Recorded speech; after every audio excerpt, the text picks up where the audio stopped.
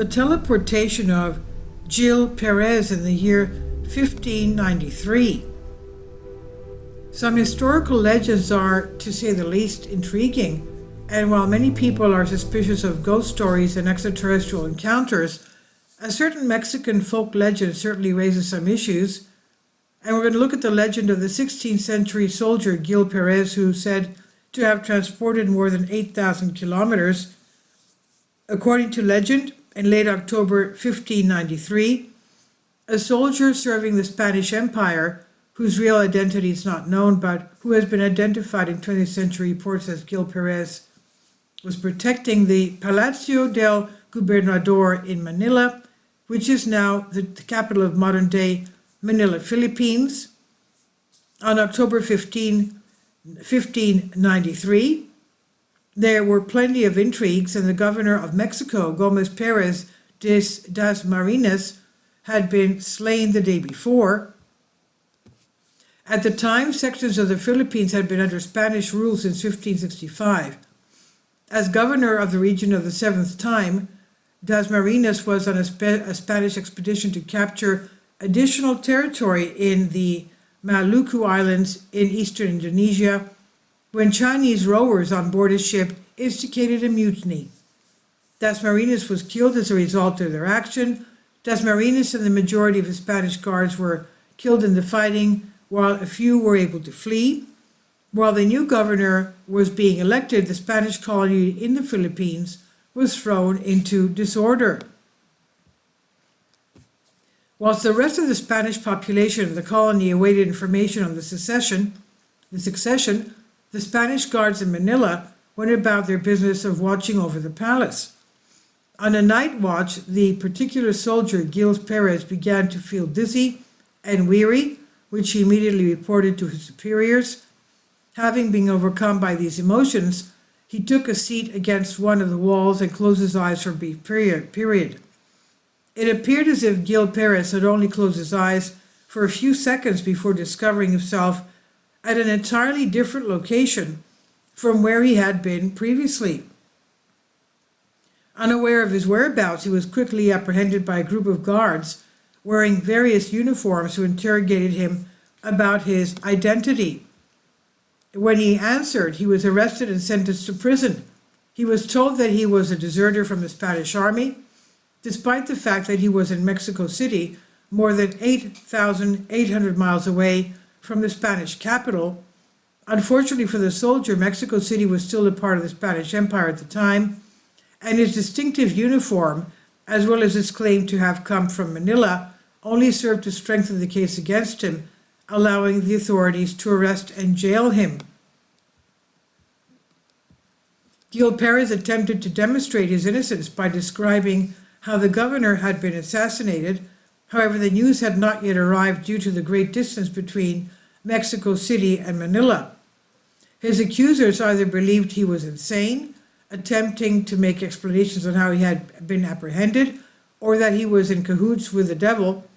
Only months later, when a ship from the Philippines arrived in Mexico, did news of the governor's death reach the country. As word circulated, it became clear that reparation would be forthcoming for the Spanish soldier who remained imprisoned. His tale was now validated, and it was determined that the soldier was telling the truth and had been transferred across the world inadvertently and unwillingly. And this was validated further when one of the Filipino passengers on the ship recognized the soldier and acknowledged that he had seen him in the Philippines the day following the governor's death, establishing that he was speaking the truth. Fortunately for him, he was released and permitted to return home. Although the legend of the teleporting soldier may be considered folklore, there are several contemporary accounts of the story. A century after the occurrence, in 1698, Gaspar de San Agustin, a Spanish preacher and historian, wrote one account.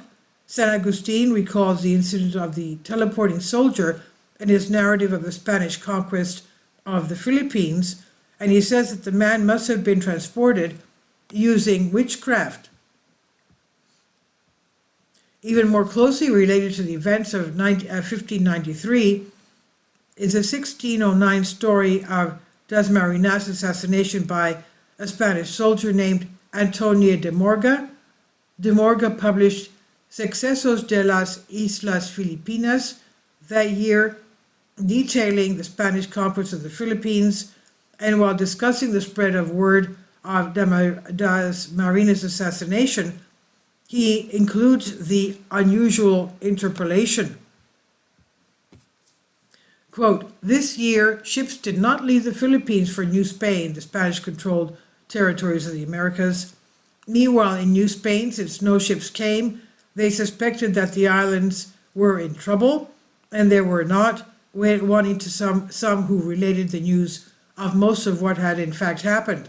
At the same time, they could not discover in New Mexico whence these rumors had come." This unusual sentence states that news of the governor's death reached Mexico City quite fast, despite the fact that no ships had arrived to deliver the news. Although de Morga makes no mention of the teleportation myth, subsequent folklorists saw this as proof that the narrative reported later that century had circulated fewer than 20 years after it allegedly occurred. This would imply that the story was not afterward invented and disseminated as fact, but had contemporaneous authenticity. What truly occurred will never be known, and at the very least, the story appears to have circulated within a century of when it allegedly occurred, if not without 2 decades of it. It's unknown whether Gil Perez actually lived, or if he did, whether his account included any reality. Various paranormal interpretations of the soldier's account have been advanced over the years, including witchcraft, extraterrestrial abduction, and simple teleportation. The truth is unlikely ever to be known, but it definitely makes for an intriguing story. And this is on Infinity Explorers by Ansher Vastava. Please leave your comments, and thank you for your support.